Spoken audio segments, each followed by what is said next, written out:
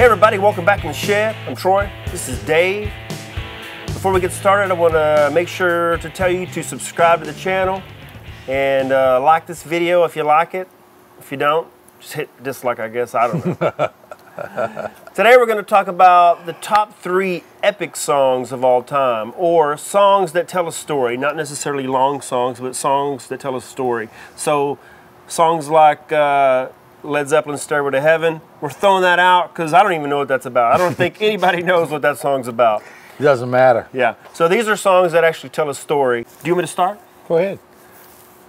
My first song is a song it's a sad song. It'll almost make you cry. It is Pearl Jam, Last Kiss.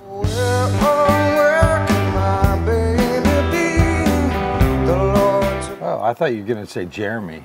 That's a good one too. That's a good one too. But Pearl Jam, Last Kiss, it makes me sad. Yeah. You know, when you hear that song. I love sad songs. Yeah, I don't. We're going to do a show about sad songs. Well, we'll do a sad song show someday. But that whole story, and it's I don't know, there's just something about that song. I know it wasn't a big hit. I don't think it was a big hit. It wasn't like their stuff. You know what album it was off? I don't even know what album this song. I don't know if it was like I don't even know. I just hear it every once in a while on the Sirius XM, and I'm like, it's such a sad song. I lost my love, my life that night. See what I mean? Yeah. Yeah. I heard that probably a couple of weeks ago after we thought about this topic, and I thought, man, what a great story in a song. So yeah, For sure. That'll make you cry. What's your number 3? Is it gonna make me cry? Probably not. This is an old song, but it's the last song on one of the most seminal albums in rock and roll. It's Jungle Land by Bruce Springsteen. The Rangers had a homecoming in Harlem late last night.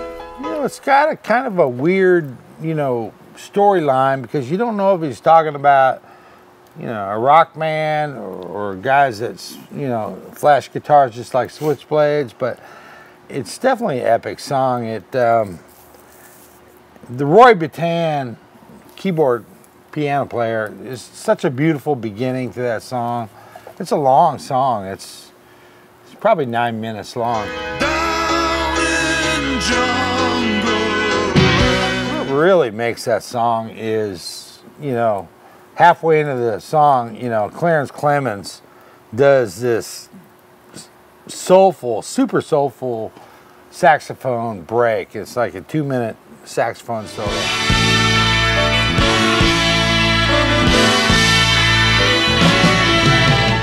And it's so freaking soulful and badass. And then the song picks back up, and in the end it's a sad song because the protagonist of the song ends up dying, and in kind of an anticlimactic way. So it is a sad song. It's a totally sad song. But I mean, it's a beautiful song, and it's Bruce's best song. It's my favorite Bruce song. In the tunnels uptown, the rats on dream guns him down. That's a good song, I guess. I've never heard it.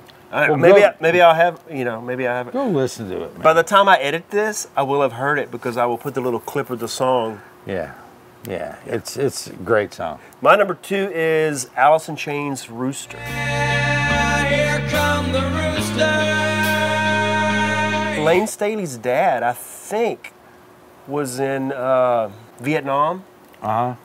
And that, I could be wrong, but what I take from the song is his dad being in Vietnam, and the rooster, they come to snuff the rooster. The rooster to me represents the morning. Like, you're not going to see the next day. Really? Yeah, so you're dead.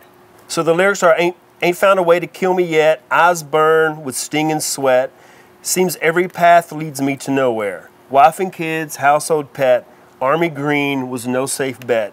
The bullets screamed to me from somewhere. Here they come to snuff the rooster. Ain't found a way to kill me yet. So the rooster represents the next day because you know roosters crow when the sun comes up. Sure. So when you snuff the rooster, well, there is no next day. That means you're dead. That means you've got killed. Gotcha. Yeah. So that's my number 2, and it's one of my favorite songs. I love the harmonies on that song. I love Alice in Chains. You know, I've said that in past episodes. Alice in Chains is one of my top 3 bands of the 90s for sure. And maybe we'll do an episode on that. We probably will. What's your number 2? It's a great song. It's a true story, actually. It's Gordon Lightfoot, The Wreck of the Edmund Fitzgerald. That's a song about, you're not going to get, you know, usually the fact that you made a hit out of this is amazing. But it's about a tanker filled up with iron ore and, you know, Lake Superior. You know, I grew up in Minnesota. I've been to Lake Superior. I know the Lake Gitchagumi is what the Indians called it. But it's a true story about an iron ore tanker that was out in November in Lake Superior when the gales in November came early. And what that means is it was almost like a hurricane. It was almost like a, you know, a great northern. And it capsized the Edmund Fitzgerald, and it killed everybody aboard. The church bell chimed till it rang 29 times for each man on the Edmund Fitzgerald. But it's such a great song. It's got like this really cool riff that they play throughout the song with like these like half bands. And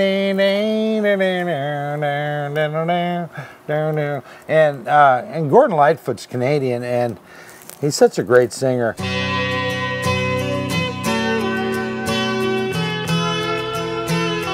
But it's a real harrowing song. It came out in the mid 70s or whatever. But it's a true story, and it tells the whole story of the Edmund Fitzgerald and all the people that died. Everyone died. All hands went down.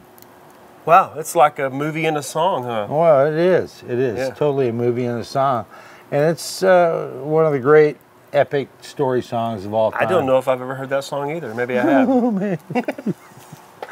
I guess I would have to hear the song to know if I've heard the song. Well, you'll hear it. My number 1 is from my all-time favorite band of all time. The Beatles, I hope. Close.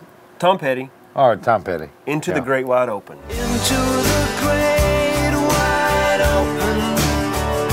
So how's that? It goes, Eddie waited till he finished Oh, high yeah, school, yeah. went to Hollywood, got a tattoo. Yeah, He yeah. met a girlfriend with a tattoo. That was too. a Johnny Depp was in that video. Yeah, Johnny Depp. And what was the woman in it? She's a famous actress. I can't think of her name. But yeah, Johnny Depp. Yeah. And Played- if you watch the music video version, like they played on Tom Petty radio every once in a while, they play the music video version of the song, and they've just extended the music so you can so the video fits the song. I love that song and I love that video. Yeah, but it tells the story of Johnny, moving to Hollywood, learning how to play guitar, gets a band, tries to make the big time, gets a record label. The future is wide open. It always played from the heart. He got an agent and a roadie. And the future's wide open, Dave. The future's wide open. It's always wide open until you're dead, I guess. You know, to me, that was always like a riff on Bad Company's song. You know what? You know the song? Yeah. Johnny was a schoolboy when he first heard the Beatles song. Johnny was a schoolboy when he heard his first Beatles song. That's a great song, and too. that predated, obviously Tom Petty's version. But those two songs to me were like, I never thought of that. brother-sister songs, because it was like the same story. Shooting Star is the name of the song. I don't know if Eddie dies at the end of this story, but like in the Bad Company song, Shooting Star, he ODs on pills, and makes the big time. Yeah, that's a great song. You know what? If I'd have thought of that song, that'd have probably made my top 3. Yeah, well, there's so many great epic songs that tell stories. It's really hard to narrow it down to 3. But, But, well, I'll tell you what, my epic song is totally an epic song. oh, we have your number one to get to, right? Yeah. Oh, let's do it. It's one of my favorite bands from all time. And of course, like I say this all the time, I kind of discovered them in college. And I bought the album in college. It's Dire Straits. And the album is Love Over Gold. And the song is called Telegraph Road. Then came the churches, then came the schools, then came the lawyers. Dire Straits had already kind of like built up to a point where they were pretty popular at that point. So for them to come out with this album where they got this one song that's like 14-minute song, it could have been career suicide. But that album, Love Over Gold, is so badass. Of course, you know, Brothers in Arms came out right after that. And I was out of college by then. You finally graduated. Finally graduated. But Brothers in Arms, you know, is like fucking mega Yeah. platinum. Oh, yeah. We got to install microwave ovens, custom kitchen. And, you know, I think I read at one point, I bought the CD, like, I already had the album, of course, but I bought the CD, like, right when it came out. And I think it was the first CD to go platinum. Really? Yeah, like 1984 or somewhere around there. Telegraph Road is such a great, epic, long song, and it tells a story about a guy who, you know, walked 30 miles with a sack on his back, put down his load where he thought it was the best, built a home in the wilderness. And it's almost just like this story about how he started this town, and this town grew up and became huge, and it got all the problems of big cities and all this stuff. And it's a beautiful song. You know, there's that one point, you know, Mark Knopfler is such a great lyricist, as well as like one of my top favorite 5 guitar players of all time, no doubt about it. He had a way of turning lyrics that were like really clever. I mean, like, you know, there's one part where he's talking about the love part of it, you know, the song, what is it? I ran every red light on memory lane. I run every red light on memory lane. I mean, it's like, what a great fucking line. Yeah. You know, and then the best thing about that song, I think, is the outro. And it's like, the song is like ended, and then you got like 3 minutes of just this killer Mark Knopfler freaking solo, and the whole band jams it out. Oh man, that's my number one. I don't know that song either, man. You gotta watch it, man. You picked 3 Or songs that listen to it. Yeah, it's you picked 3 songs I've never heard of. that's what I do. He's so much older than me. Yeah, but well, that was 80s, man. So you were around then, but you were just listening to the wrong shit. I was listening to your favorite band, Motley Crue. No, I know. Oh God, please. Leave a comment below. Let us know what your favorite epic songs are. Songs that tell a story. That's mainly what this is about. Songs that tell a story. And make sure to like this video and subscribe to the channel. And we will see you next time in the shed. Cheers. Hopefully it won't be this smoky.